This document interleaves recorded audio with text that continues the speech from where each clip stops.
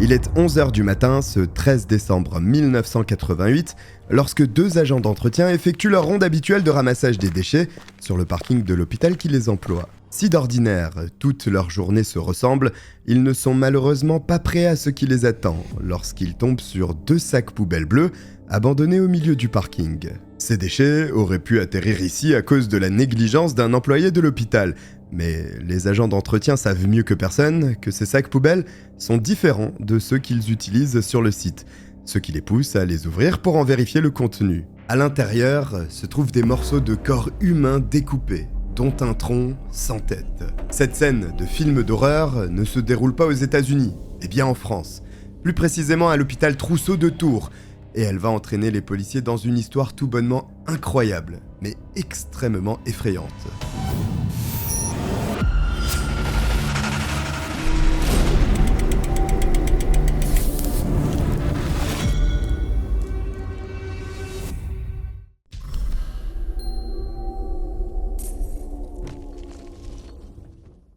Les agents d'entretien, ayant fait la découverte macabre, se hâtent de prévenir le directeur de l'hôpital, qui à son tour alerte les forces de l'ordre. C'est vrai que les étudiants en médecine se font quelquefois de mauvaises blagues. La faculté de médecine se trouve juste à côté de l'hôpital, dont la morgue est située précisément dans cette zone. Cette idée traverse un instant l'esprit du directeur. Mais de là à jeter des sacs poubelles avec des morceaux de cadavres sur un parking, cela voudrait dire qu'une sacrée limite aurait été franchie. D'ailleurs, lorsque la police judiciaire de Tours arrive sur place, la piste de la farce de mauvais goût n'est même pas évoquée. Il paraît plutôt évident que la personne retrouvée démembrée dans les sacs poubelles est en réalité la victime d'un meurtre effroyable. Pour savoir qui a bien pu commettre ce véritable massacre, l'étape la plus importante est celle de l'identification du corps. C'est en effet un passage essentiel afin de pouvoir enquêter dans le cercle familial ou proche de la victime, mais aussi de connaître ses fréquentations, ses habitudes, tout élément qui pourrait donner une direction aux policiers. D'autant que dans les années 80, les rues ne sont pas encore équipées de caméras de surveillance, ce qui aurait pourtant été d'une aide précieuse afin de voir qui a déposé les fameux sacs contenant les restes humains. Les agents de la police judiciaire s'affairent donc tout d'abord à savoir qui se trouve dans ces sacs. Malheureusement, aucun effet personnel n'est retrouvé, que ce soit à l'intérieur des sacs ou alentour, et la victime est complètement nue. De plus, le corps n'est pas complet. Malgré une fouille acharnée du parking, les cuisses, le bassin et surtout la tête de la victime manquent toujours à l'appel. Or, un cadavre sans visage est plus que compliqué à identifier. Seul le buste, qui est sans conteste celui d'une femme, permet aux policiers d'avancer de quelques pas dans l'identification de la victime. Ils savent donc qu'il s'agit d'une femme, visiblement jeune. En interrogeant les visiteurs de l'hôpital ayant stationné sur le parking ainsi que les agents d'entretien, les policiers apprennent aussi que les sacs ont forcément été déposés dans une tranche horaire comprise entre 9h et 11h du matin. Rien de plus. Aucun autre élément n'est apporté à leur connaissance. Aucun témoin ne se fait connaître, aucune nouvelle preuve n'est découverte.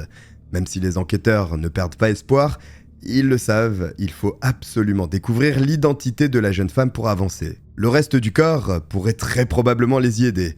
Il se trouve d'ailleurs bien quelque part, et en réalité, peut-être encore plus près qu'ils ne le pensent. Quelques jours après la découverte macabre du parking de l'hôpital de Tours, le téléphone sonne. Quelqu'un vient de tomber sur un troisième sac en plastique bleu, abandonné dans une zone commerciale de Chambray, et contenant des morceaux de corps humain.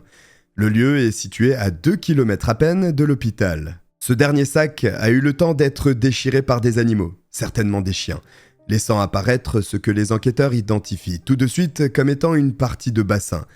Il y a peu de doute concernant l'origine de ce bassin. Premièrement, le sac poubelle est exactement le même que ceux retrouvés sur le parking de l'hôpital Trousseau. Et puis surtout, et heureusement, ce n'est pas tous les jours que la police judiciaire de Tours s'attend à trouver ce qu'il reste d'un cadavre découpé en plusieurs morceaux. En revanche, la tête de la victime, l'élément le plus important à ce stade de l'enquête, ne se trouve pas dans ce troisième sac plastique. Ce qui signifie que le tueur s'est peut-être lancé dans une sorte de jeu de piste extrêmement glauque, abandonnant les restes de sa victime un peu partout dans la ville. En l'absence d'informations qui permettraient d'identifier la jeune femme décédée, les agents de la police judiciaire sollicitent l'intervention d'un médecin légiste afin de reconstituer le corps et d'examiner minutieusement tout élément distinct tel qu'une cicatrice ou un tatouage, même minuscule. Dans le même temps, les empreintes digitales des mains, qui n'avaient pas été découpées, sont comparées à celles enregistrées dans le fichier national créé l'année précédente, en 1987. Aucun résultat probant n'en ressort, au contraire de l'autopsie du corps qui, elle, livre de nombreuses informations aux enquêteurs, à commencer par l'origine de la mort. On retrouve, premièrement, des coupures sur la face interne de chaque poignet, provoquées à l'aide d'une lame très fine. La jeune femme a eu les veines tranchées. L'analyse de son sang révèle aussi la présence de narcoleptiques, des substances médicamenteuses capables d'endormir quelqu'un très rapidement. Ces éléments jettent une première lumière sur ce qui est arrivé à la victime lors de son meurtre.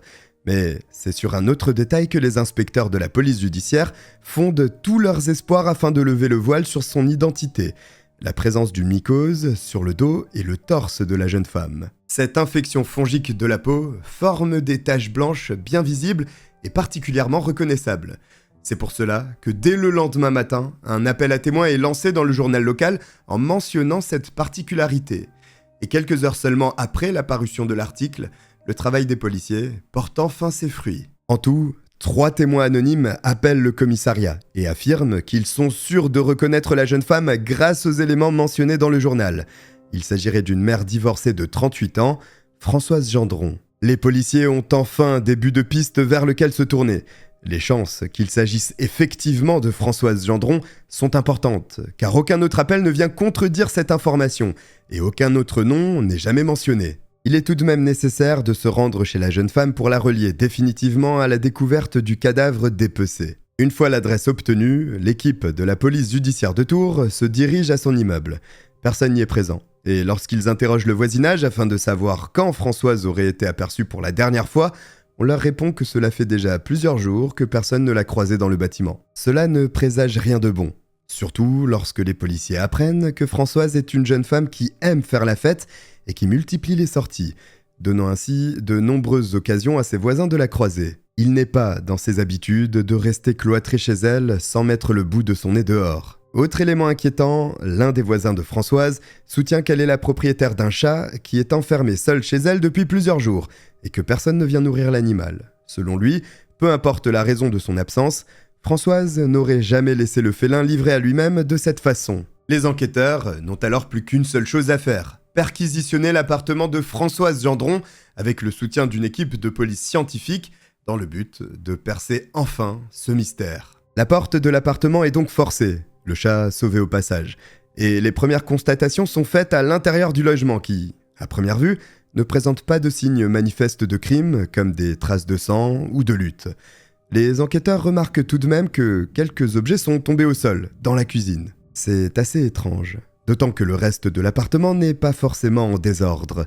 Pourquoi laisser de la vaisselle par terre? Et si quelque chose était bien arrivé à Françoise Gendron dans cette pièce? Pour en avoir le cœur net, un relevé d'empreintes est effectué sur le téléphone fixe du salon et comparé à celle de la main de la victime. L'empreinte correspond aussitôt avec l'index gauche. Il n'y a dès lors plus aucun doute, ni plus aucun espoir. Le cadavre retrouvé découpé en morceaux dans les sacs en plastique bleu est bel et bien celui de Françoise Gendron. À partir de cet instant, plusieurs questions se posent aux enquêteurs. Tout d'abord, qui était cette mère divorcée de 38 ans? Quelle vie menait-elle? Et qui fréquentait-elle? Mais surtout, qui aurait bien pu en vouloir à cette pauvre femme au point de lui ouvrir les veines avant de la dépecer et de la jeter dans des sacs poubelles? Car il faut avoir le cœur bien accroché pour démembrer un corps humain. Ce n'est, heureusement, pas à la portée de n'importe qui. En plus, il faut soit avoir de la force, soit bien connaître l'anatomie humaine pour réussir une telle opération. Autrement dit, soit l'assassin est un individu brutal, soit il est déjà très expérimenté. Mais dans les deux cas, c'est une très mauvaise nouvelle. Ceci dit, cela permet aux policiers de se faire une certaine idée du profil du meurtrier. Il va à présent falloir dénouer les moindres secrets de la vie de Françoise Gendron pour démasquer le responsable de cet acte monstrueux.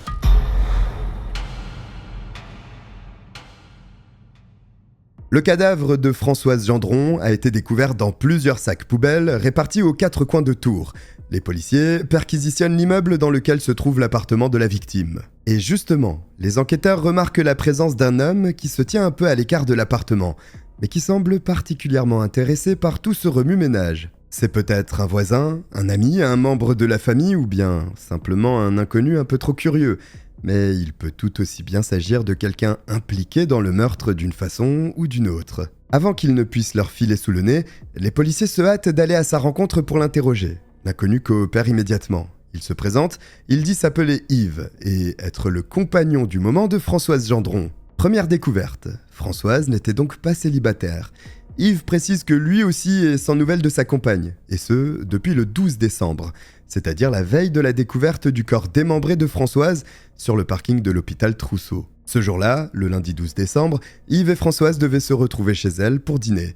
Yves s'est donc présenté chez elle, comme convenu, aux alentours de 20h. Sur place, il constate qu'elle est absente, et se dit qu'elle a dû avoir un rendez-vous de dernière minute. Prévenant, il décide donc d'utiliser son propre jeu de clés pour entrer dans l'appartement et préparer un bon petit repas en attendant le retour de Françoise. Seulement, elle ne reviendra jamais. Dans la soirée, le téléphone du salon se met à sonner.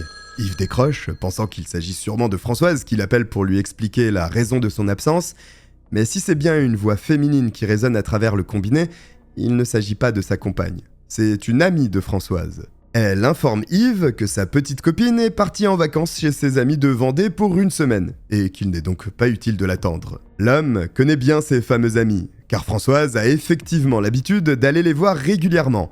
Cependant, alors qu'elle prévient toujours Yves bien à l'avance, cette fois-ci elle l'a complètement oublié, et n'a même pas pensé à reporter leur rendez-vous amoureux. Le petit ami avoue au policier qu'il sent une colère sourde monter en lui à cet instant. Se sentant pris pour un imbécile, il renverse un plateau avec de la vaisselle dans la cuisine et repart en claquant la porte. Les enquêteurs ont donc l'explication en ce qui concerne le désordre qu'ils ont constaté dans cette pièce de l'appartement. Reste à savoir si cette histoire est véridique, car il est plus qu'étrange que Françoise soit partie en vacances sans avertir son compagnon ni prévoir quelqu'un pour s'occuper de son chat. Et qui est cette femme qui a appelé Yves pour le prévenir de ne pas attendre Françoise? L'homme n'éprouve aucune difficulté à révéler son identité aux enquêteurs, car il s'agit en réalité d'une amie très proche de Françoise, Sylvie Reviriego. Elles se connaissent toutes les deux depuis qu'elles sont petites, et étaient déjà très proches à cette époque. Et malgré les aléas de la vie qui ont fini par les éloigner l'une de l'autre, les deux femmes se sont retrouvées il y a peu, à Tours, et ont très vite renoué. Sylvie et Françoise, toutes deux proches de la quarantaine, ont construit leur vie et leur famille chacune de leur côté. Et lorsqu'elles se retrouvent, ont le désir commun de s'amuser et de retrouver une seconde jeunesse. Elles partagent beaucoup d'autres points communs en plus de cela, comme celui d'être toutes les deux divorcées et de ne pas travailler. Françoise est au chômage et Sylvie, aide-soignante à l'hôpital, est quant à elle en arrêt maladie depuis 6 mois. Cet emploi du temps leur laisse tout le loisir de passer beaucoup de temps ensemble et de profiter de presque toutes leurs soirées pour aller danser ou sortir dans les bars et les restaurants de Tours. Mais Sylvie et Françoise ne sortent pas seules faire la fête et font très souvent la fermeture des discothèques en compagnie de 2 autres amis, des hommes nommés Luc et Michel. Ce détail intéresse fortement les enquêteurs qui se demandent qui sont ces 2 amis et s'ils ne pourraient pas avoir un lien avec la mort brutale de Françoise. Tout comme Yves, d'ailleurs, qui n'est pas non plus écarté de la liste des suspects. Seulement, les 3 hommes sont très rapidement mis hors de cause. Aucun d'entre eux n'est l'assassin de Françoise Gendron. Il faut reprendre l'enquête d'entourage, creuser un peu plus loin et n'exclure aucune piste ni aucun suspect. Dans ce cadre, les policiers ont l'intention d'aller interroger Sylvie Reviriego, l'amie d'enfance de Françoise, qui avait appelé Yves pour l'informer du départ soudain et inattendu de sa petite amie. C'est alors qu'un événement surprenant va considérablement accélérer l'enquête. Un nouvel appel anonyme. C'est une voix de femme qui se dit être une amie de la victime. Au téléphone, l'inconnu affirme que l'auteur du meurtre abominable de Françoise ne serait autre que sa meilleure amie, Sylvie Reviriego. L'information glace le sang des enquêteurs, qui prennent cette révélation très au sérieux, car souvenez-vous, c'était déjà un appel anonyme qui avait permis d'identifier le corps de Françoise Gendron. Par ailleurs, Sylvie Reviriego travaille justement à l'hôpital Trousseau, l'endroit même où ont été retrouvés les restes de Françoise. Coïncidence ou non, l'heure n'est plus aux interrogatoires, mais à la perquisition de l'appartement de Sylvie. Il ne faut pas perdre une seule seconde, car plus le temps passe, plus les preuves sont susceptibles de disparaître.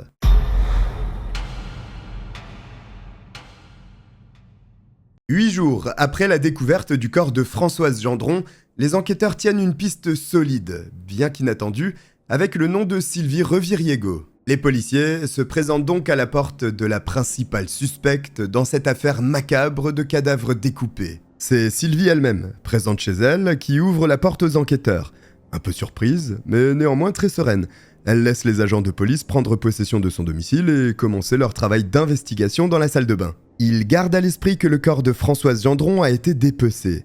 Et si Sylvie Reviriego est bien la coupable qu'ils recherchent, il y a fort à parier que l'acte a été commis dans la baignoire, l'endroit le plus facile à nettoyer et le plus pratique lorsqu'il s'agit d'évacuer une grande quantité de sang. Le flair des policiers a visé juste. Sous les dalles qui se trouvent devant la baignoire, il y a en effet de nombreuses petites taches brunes qui pourraient s'apparenter à du sang séché. Pour ne pas passer à côté du moindre détail, les agents décident d'ouvrir la trappe carrelée qui se trouve sous la baignoire et qui permet d'accéder à la tuyauterie. Là, bien caché sous l'évacuation d'eau, ils découvrent un pot fermé contenant de nombreux bijoux. L'un d'eux, une chevalière en or, comporte les initiales FG. Les enquêteurs avaient déjà établi au préalable la liste des bijoux que portait Françoise Gendron. Et, si le doute était encore permis, il se trouve que tous ceux qui sont cachés sous la baignoire correspondent à la description de cette liste. Interrogée, Sylvie Reviriego affirme ne pas comprendre comment ces bijoux ont bien pu se retrouver là, ni à quoi correspondent les taches brunes qui constellent le sol sous les dalles et qui font très fortement penser à des éclaboussures de sang. Même s'ils ne tirent jamais de conclusion hâtive, l'hypothèse se confirme peu à peu dans l'esprit des enquêteurs, et elle est tout bonnement horrible. Sylvie Reviriego pourrait bien avoir assassiné son ami d'enfance en lui tranchant les veines avant de découper son corps en plusieurs morceaux dans cette baignoire. Elle est conduite sans plus tarder dans les locaux de la police judiciaire afin de s'expliquer. Face à l'inspecteur qui sait précisément quelles questions lui poser, Sylvie Reviriego tente de tenir le coup, mais craque finalement au bout de quelques heures. C'est elle qui a drogué, tué et dépecé Françoise Gendron. Comment cette mère de famille a-t-elle pu faire preuve d'une telle barbarie, d'une telle cruauté envers celle qu'elle définissait comme son amie de toujours? Car c'est bien un acte digne des pires psychopathes dont on parle. Or Sylvie Reviriego est une femme épanouie, entourée, qui, de surcroît, vit sous le même toit que ses enfants âgés de 16 et 14 ans. Pour les enquêteurs qui notent minutieusement chaque déclaration de la suspecte, c'est incompréhensible. Mais avant de parler du mobile, Sylvie Reviriego est interrogée sur le déroulé des faits. Le matin du 12 décembre, elle se trouve chez son amie, Françoise Gendron. Sauf que cela n'a rien d'une visite de courtoisie. Sylvie n'est là que dans un seul but, éliminer Françoise.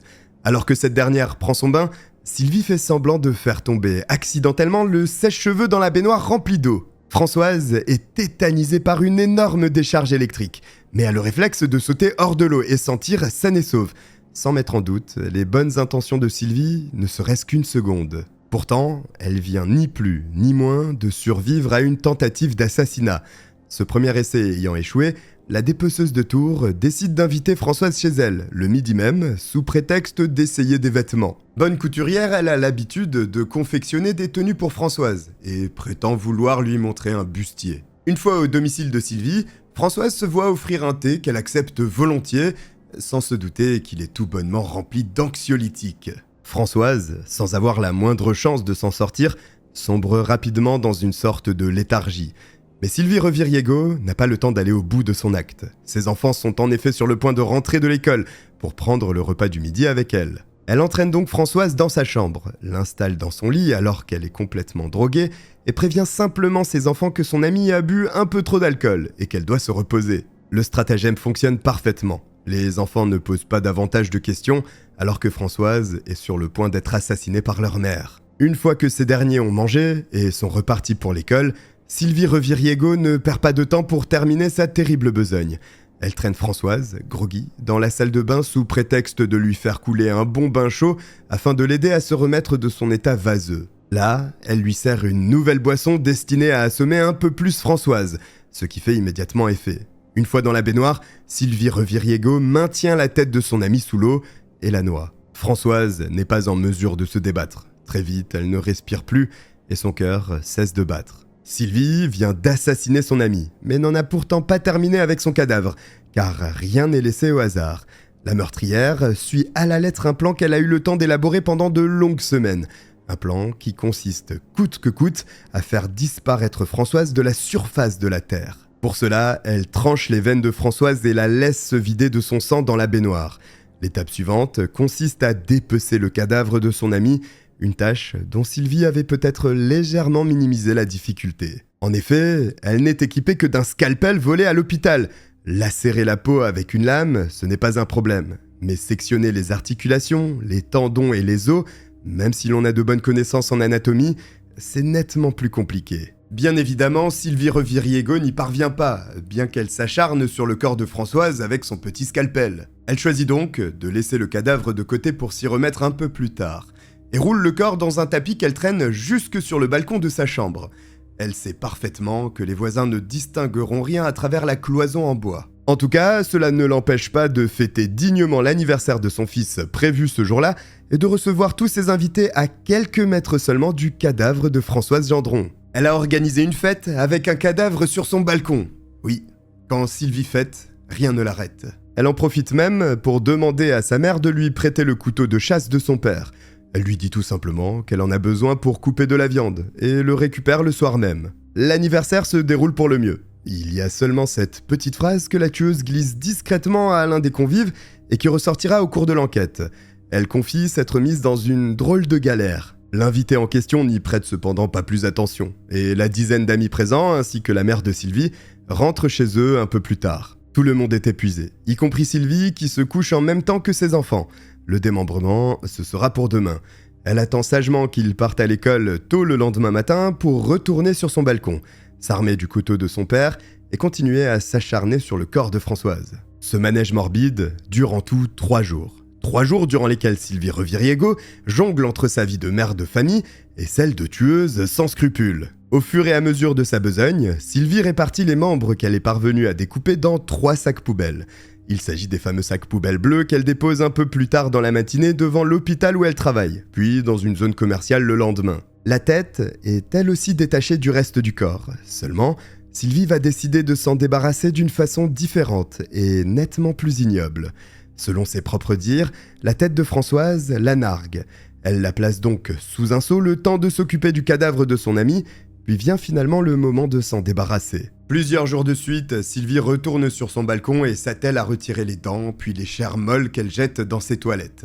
Alors dit comme ça, cela paraît trop ignoble pour être réel, et ma vidéo est désormais démonétisée, c'est sûr. Il faut pourtant bien s'imaginer cette mère de 2 adolescents, seule le soir sur son balcon, en train de gratter, de donner des coups de marteau et d'arracher hystériquement les muscles, la chair, les yeux, enfin bref, tout ce qu'il est possible d'enlever sur la tête coupée de son ami d'enfance. Il ne lui reste bientôt plus que le crâne à détruire. Une nouvelle fois, c'est moins simple que ce qu'elle imaginait. On ne se débarrasse pas si facilement d'un corps humain. Face aux policiers, Sylvie Reviriego poursuit son récit d'une voix blanche, sans émotion. Pour elle, il ne s'agit ni plus ni moins que d'apporter une solution à un problème, détruire le crâne de Françoise. Pour ce faire, elle décide tout simplement de la mettre au four, à 350 degrés sur position pyrolyse, avant d'aller se coucher et de passer, selon ses propres dires, une excellente nuit. Ce détail prouve aux enquêteurs, qui pensaient avoir atteint le summum de l'horreur, que Sylvie Reviriego fait partie de ces tueurs froids et incapables de ressentir la moindre émotion ou culpabilité. Psychopathe est également un terme valable. Elle n'a pas de limite lorsqu'il s'agit d'aller au bout de son projet. Pour effacer toute trace de l'existence de Françoise, elle est prête à tout. Au premier abord, pourtant, les enquêteurs sont sceptiques. Cette partie des aveux de Sylvie est tout de même difficile à croire.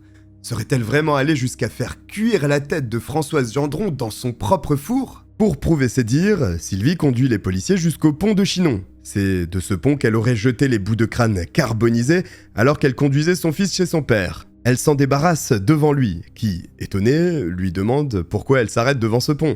À cette question, Sylvie Reviriego répond simplement qu'elle va jeter des détritus qui sentent mauvais. Les sapeurs-pompiers sont dépêchés sur place pour tenter de retrouver les infimes morceaux restants du crâne de Françoise Gendron.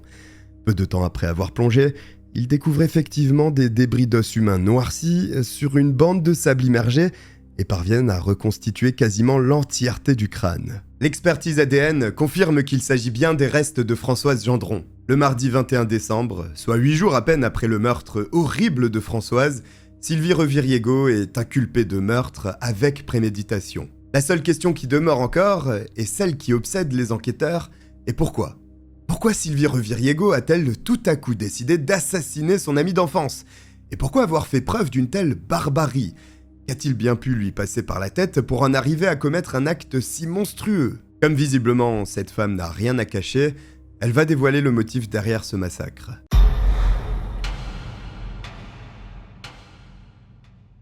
Sylvie Reviriego est un monstre. Elle dévoile toute la vérité aux policiers qui l'interrogent. Ils savent comment la tueuse a procédé pour se débarrasser de son amie d'enfance, Françoise Gendron. Mais il reste à comprendre pourquoi un tel acharnement pour la tuer. Sylvie en donne la réponse elle-même lorsque l'interrogatoire touche à sa fin et que cette fameuse question lui est posée. Et il s'agit du mobile le plus ridicule que les policiers n'aient jamais entendu. Françoise Gendron l'exaspérait, tout simplement. Mais le mal-être profond de Sylvie, cette haine qui ressort au contact de Françoise, trouve en réalité ses racines dans son enfance, où une maladie qui lui cause une déformation de la jambe l'oblige à porter des chaussures orthopédiques avec des tiges métalliques. À l'école, tous les enfants se moquent d'elle et l'appellent « patte de bois », un surnom qui restera gravé à tout jamais dans l'esprit de Sylvie Reviriego. Malgré cela, elle tente de profiter de son adolescence comme n'importe qui et sort souvent s'amuser avec Françoise. Les deux filles n'ont qu'un an d'écart et Françoise est bien plus libérée que Sylvie. Sans complexe, croquant la vie à pleines dents, elle entraîne Sylvie dans les bals des villages et la pousse à profiter de chaque moment sans se soucier du regard des autres. Puis Françoise part faire sa vie à Tours. Sylvie se marie et les deux amis se perdent de vue. À l'âge adulte, le handicap de Sylvie se résume seulement à une très légère boiterie, quasiment invisible aux yeux des autres. Mais lorsqu'elle rejoint Tours pour travailler en tant qu'aide-soignante et qu'elle y retrouve Françoise, Sylvie ne peut s'empêcher d'éprouver de la jalousie à l'égard de celle qui a toujours eu tant de facilité dans ses relations avec les hommes et qui, finalement, n'a jamais eu à souffrir du moindre handicap. À ses yeux, Françoise a toujours eu plus de facilité dans la vie et a mieux réussi qu'elle. Surtout, ce sont les hommes qui deviennent un sujet de discorde entre les deux femmes. Françoise présente certains de ses amis masculins à Sylvie, mais seulement une fois après avoir décidé lequel elle garderait pour elle, lequel était le plus beau ou paierait le plus de restaurants. D'une manière un peu vulgaire, on peut dire que Françoise ne laissait que les restes à Sylvie, ce qui, avec le temps, a transformé cette rivalité naissante en une haine incommensurable à l'égard de Françoise. Le bonheur dont Françoise irradiait était tout bonnement devenu insupportable aux yeux de Sylvie, qui se consumait de jalousie. C'est donc tout naturellement que l'idée lui est venue de la tuer afin d'en être débarrassée. On vous souhaite évidemment de vous entourer d'amis équilibrés qui, si vous venez à les exaspérer un jour, choisiront de prendre de la distance plutôt que de songer à vous massacrer dans leur baignoire. Vous savez quoi, faites simple, ne devenez pas amis avec des gens qui ont des baignoires. Françoise était devenue comme une épine dans le pied que Sylvie se devait d'arracher une bonne fois pour toutes. Et tant qu'à faire, la raser de la surface du globe pour que personne d'autre n'ait à la supporter comme elle l'a fait jusqu'ici. Dès le lendemain de ses aveux, la dépeceuse de Tours est écrouée à la maison d'arrêt d'Orléans.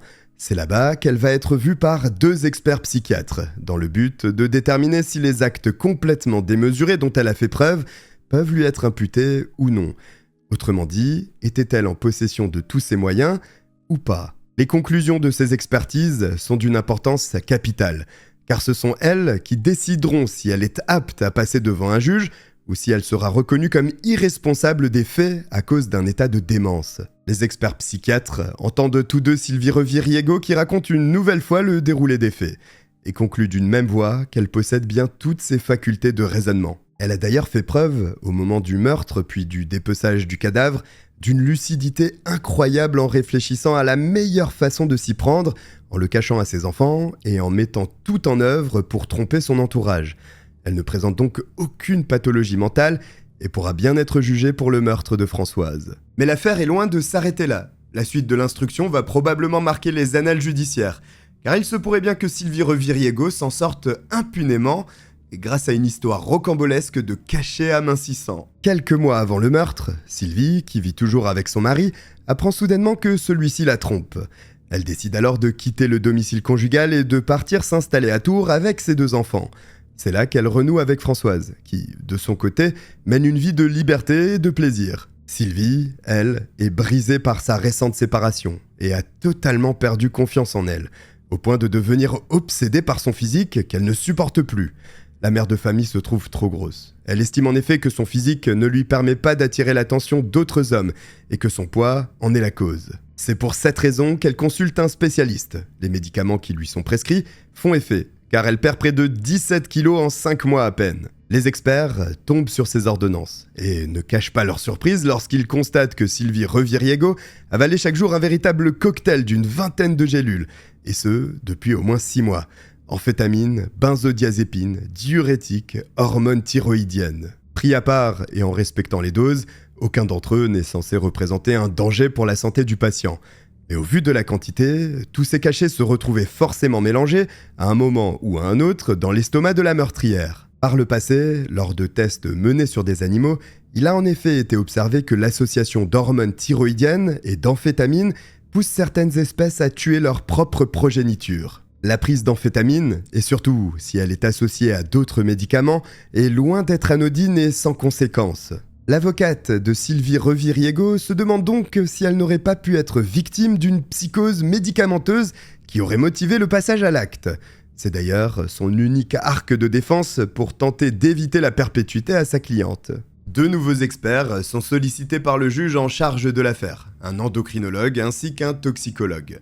À leur tour, ces derniers ont pour but de se pencher sur le cas de l'accusée afin de déterminer si elle aurait pu se trouver dans un état psychotique depuis qu'elle prenait son traitement amincissant. À la vue de l'interminable liste de cachets que Sylvie Reviriego avalait tous les jours depuis plusieurs mois, les experts sont déjà formels sur le fait que ce cocktail explosif représentait un réel danger pour sa santé cardiaque. Il aurait notamment été la cause du décès de plusieurs célébrités. Cela signifie que le médecin de Sylvie Reviriego a commis une faute professionnelle grave en prescrivant tous ces médicaments sur la même ordonnance et sans appliquer les précautions nécessaires. Pour ce fait, l'ordre des médecins le sanctionne avec une interdiction d'exercice de la médecine de 3 mois. Mais ces médicaments auraient-ils pu altérer le comportement de Sylvie Reviriego au point qu'elle n'ait même plus conscience de la gravité de ses actes ?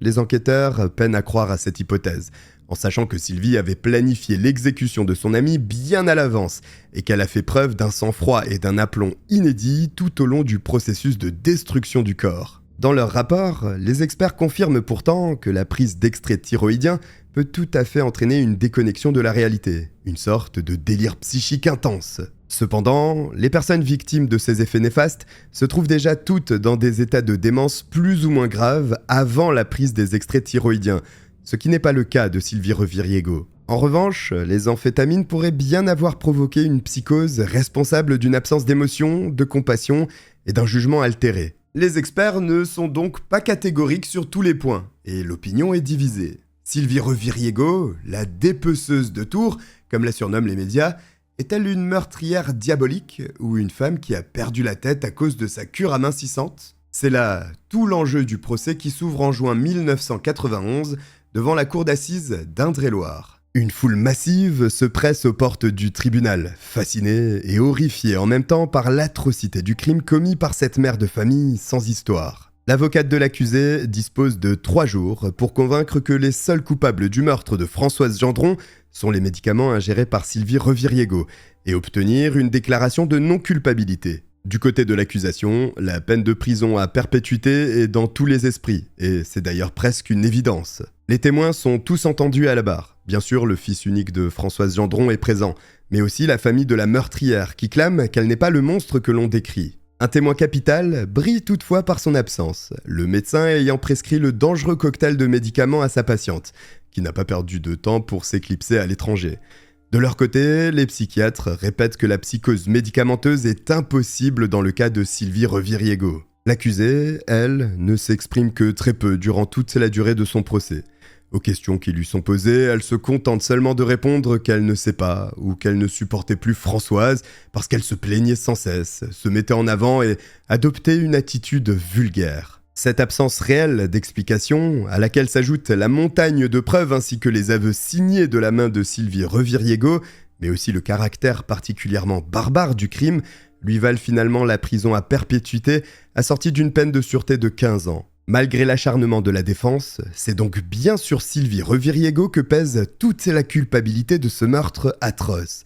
Certains, dont des experts, jugent pourtant toujours qu'il ne s'agit ni plus, ni moins que d'une erreur judiciaire, et sont partisans de la cause médicamenteuse. Quoi qu'il en soit, que Sylvie Reviriego ait été sous l'emprise de cette fameuse psychose médicamenteuse ou non, Elle est bien l'auteur de l'assassinat de son amie d'enfance, Françoise Gendron. Personne d'autre n'a décidé de découper son cadavre en morceaux, ni de placer sa tête dans un four, privant ainsi son fils d'un lien maternel unique que rien ne pourra remplacer. En 2009, après avoir passé 18 ans derrière les barreaux, Sylvie Reviriego a bénéficié d'une libération conditionnelle et a pu quitter la prison de Rennes, dans laquelle elle purgeait sa peine.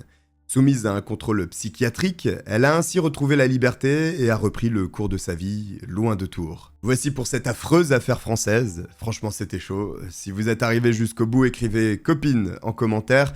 J'espère que vous avez apprécié mon récit. Si c'est le cas, n'hésitez pas à vous abonner. Je vous remercie de m'avoir regardé. Je vous dis à très vite. Bye. Allô ? Allô, cogiteur? C'est qui ? Ouais, bon, dis donc, tes trucs de Fura en Thaïlande, là, ça t'amuse? Ça te fait marrer? Ah, Rafu, non mais parce que, alors, ce qui devait se produire, c'était que, c'était pour t'expliquer, mais j'allais te le dire.